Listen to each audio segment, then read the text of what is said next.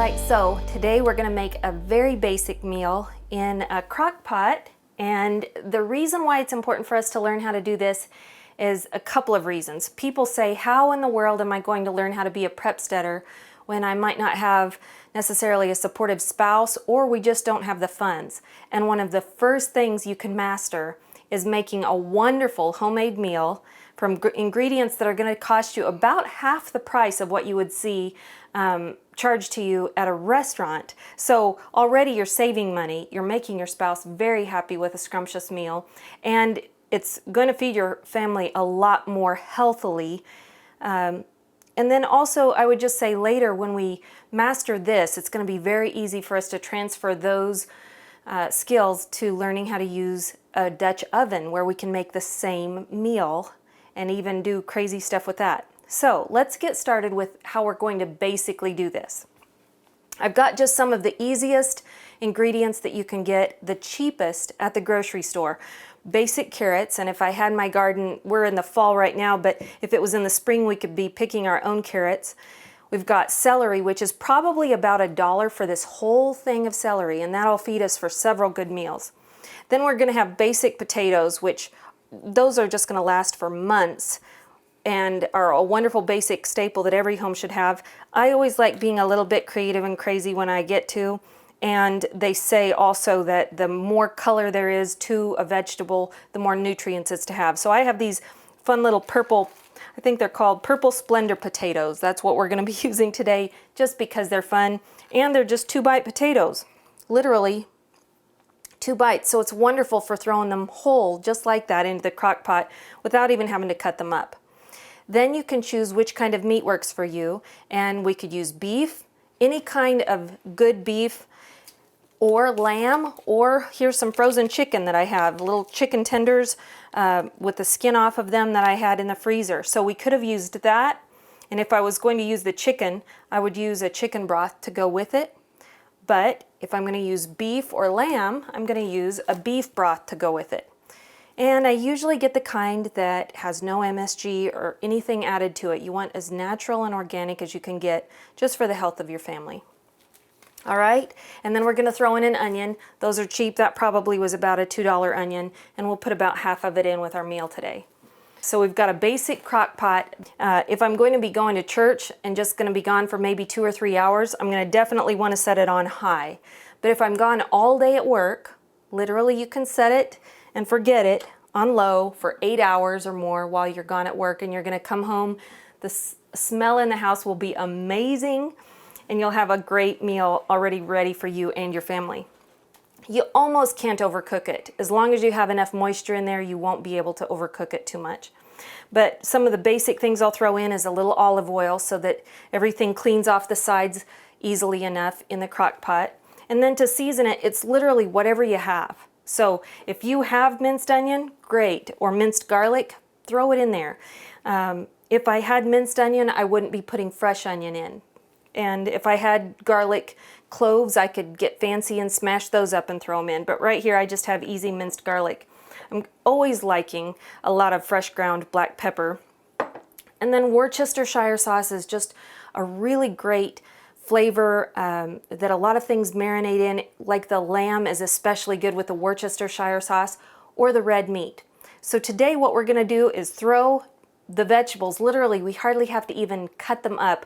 We're going to just make sure that all the bad spots are off of them. We're throwing them in here with some Worcestershire sauce and the beef broth, and in a couple of hours we're going to show you an amazing meal that is going to make your family very happy and think you're extremely domestic, whether you thought you were or not. So here we go. All right, so once you have your grandma's apron on, or a really good one so you feel extra domestic, you're going to just start by putting the meat in. But of course, you're going to thank yourself later by putting some olive oil in the bottom so that nothing sticks. And you can go easy on it, just a little bit or a lot, doesn't matter. Just cover the bottom enough that it doesn't stick. All right, so we got some olive oil in there, and now we're just going to throw this meat in. And fresh and not frozen is best, but it wouldn't hurt if it was frozen. I'm going to just throw it right down there in the bottom and nestle it in a good little bit of oil. And because we're at the end of the season. We don't have any fresh garden vegetables, but we do have some fresh sage. So I picked this from my garden, and I'm going to just throw in literally these tops of some sage right there. I don't even have to cut them up or anything. I just make sure they're clean, throw them in here, and keep in mind that you're not going to eat this. This is just going in here. It's almost like a buffer. We're going to put the vegetables on top, and this is kind of like the little buffer between the meat and the veggies, and it gives a great flavor. All right, we've got the meat and the sage in there, and this is just a good time to put a few of the extra yummy spices in the bottom with the meat. So I'm going to throw in a good helping of the Worcestershire sauce right in there on top of it. Just some splashes until you think it looks good. No science about it. And then I'm going to throw in a good spoonful of minced garlic. And there's no right or wrong on it. I like lots, and we've got lots of food going in, so I'm just going to put a big old healthy spoonful right there.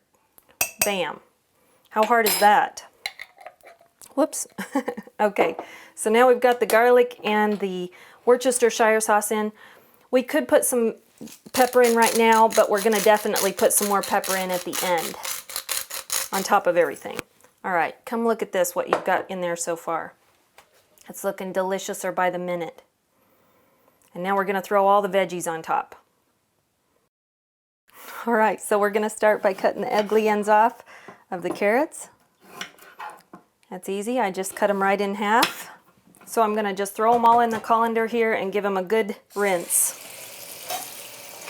They already came almost completely clean anyway, so I just am rinsing them off here. I'm not scrubbing them, and I'm not, despite what you might think you need to do, I am not peeling them. So I've got them ready, and I'm just going to throw them in here.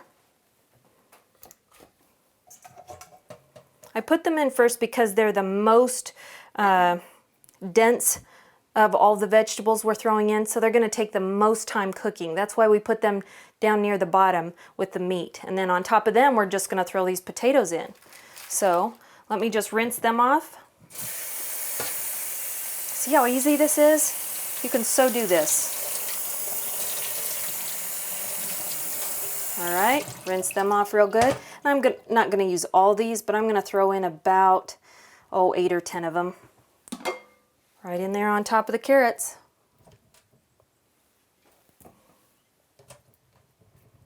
And the last things that we're going to throw in here on top of this are going to be the most fragile of the vegetables. So that's going to be the onion and the celery.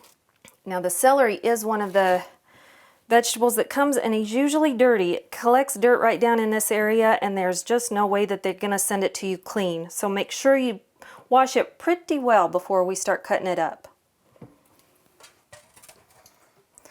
I'm going to move these away, out of our way. And let's just rinse this off. We're not going to use the bottom white part anyway, just because it's harder to get tender and has a little bit more bitterness to it. But we get them good and clean, and then again we just lop off the top ugly part and the bottom ugly part and throw them in. So here we go. There's that. I'm actually going to cut off this little neck here because it's so pithy. All right. And then I'm going to go down and cut the bottom part off. About where it starts getting hard to cut. I know that's where I want to make sure I don't have that in the pot with the rest of it. Let me see if I need to cut any more off here. Yeah. All right. Then of these, I'm just going to cut those in about thirds. Here we go. And we're going to throw those in. How easy is that?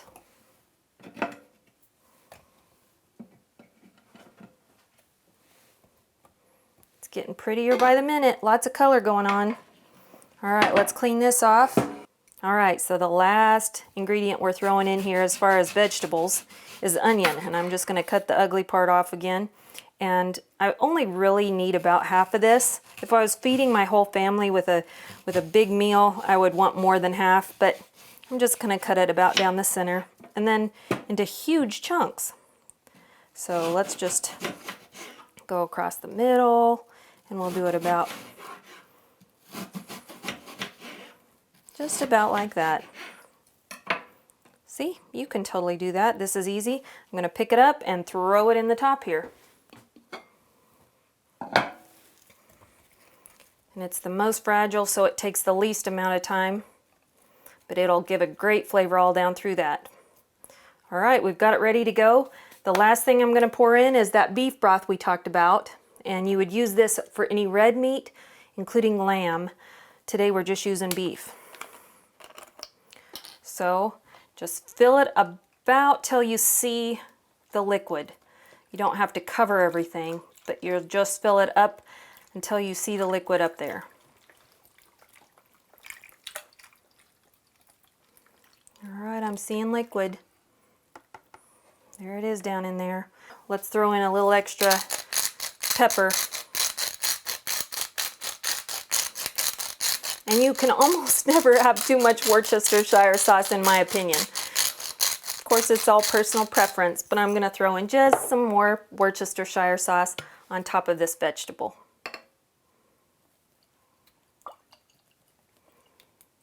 Oh my goodness, I wish you could smell this right now because it smells even better than it looks. All right, we're putting the hat of it on and we're calling it good. We're going to forget about this for at least a couple of hours. If I waited 8 hours, again, I'd put it on low, but if I'm just gone for a couple of hours, I'm going to put it on high. And you almost can't go wrong as long as it has wet moisture in there, and it won't run out. When we filled it up that high, it's not going to run out even if you have it going for 10 hours. It'll be just fine. And my mouth is already watering thinking about it because later today it's going to be a scrumptious feast. All right, it's been 3 hours and we're ready to eat. We're famished actually. I just want to remind you, this was just set on high. It has low and high, and we had it set on high for about 3 hours, and it smells amazing. I'm just going to literally scoop a little of this into 2 plates, and we've got a whole meal here really, with carrots and onions and celery and beef and some good little purple potatoes to make it fun. I'm going to have to dig down there and get the meat, but the meat is falling apart so well at the bottom that I don't even have to use a knife on it, so that's nice. That's exactly what you want. The reason I was showing you this recipe, I just want you to know, is so many people think they can't cook at all. They just have no idea what they would fix if they had company come. And I want to encourage you, all of us can cook. And especially if you can get a $20 crock pot, or sometimes less. I think this one was $12. If you can get a little crock pot, you can cook just as good as anybody else. It might not be gourmet, but it will sure be the most hearty and wonderful meal and make some happy people around your table. So also, considering if the electricity went out and you were not able to use your crock pot, I want you to know this recipe of how to just throw everything in there with some good moisture, let it cook for a few hours, and have a wonderful hearty meal. The reason why knowing this is good is because you will be able to make this same exact recipe in a Dutch oven.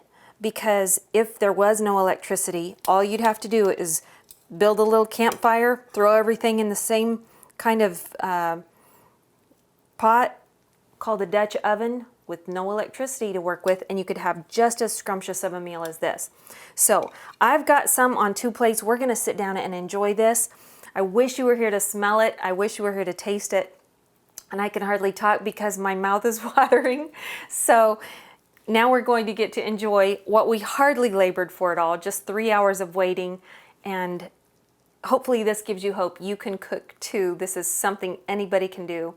Try it. Let us know how it worked for you, because we'll look forward to hearing your story of what you were able to cook in a crock pot or a Dutch oven if you want to get really ambitious. We'll have another video coming up where we make a similar meal in a Dutch oven, just so you see how the process would look with no electricity. I'm going to stop talking and start eating, but while I'm doing that, will you take just a moment and share this video with someone it might help? Also, like and comment, if you will, below. We love to hear from you. What have you tried in the crock pot that you loved so much? And subscribe to our channel, because whenever anyone subscribes and clicks that little bell next to the subscribe button, it allows us to help more people who are trying to learn these very skills and become a Prepsteader. Thank you so much for your support. We love you, and we'll see you on the next video.